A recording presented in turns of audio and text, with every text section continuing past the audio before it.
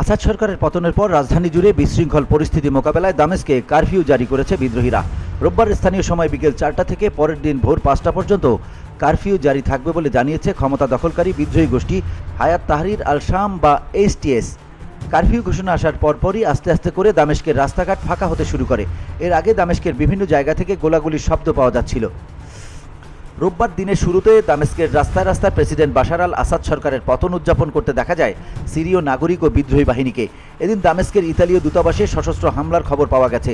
ইতালির পররাষ্ট্রমন্ত্রী এই তথ্য নিশ্চিত করেছে। হামলা হয়েছে দামেস্কে অবস্থিত ইরানি দূতাবাসেও। ইরানের দামেস্ক দূতাবাসে হামলা চালায়। এ সময় তারা দূতাবাসের জানালা ভাঙচুর করে এবং সেখানে লুটতরাজ চালায়। অনলাইনে ছড়িয়ে পড়া ভিডিওতে দূতাবাসের ভেতরে অস্ত্রধারীদের ভাঙচুর চালাতে দেখা যায়। VOD Bangla news desk.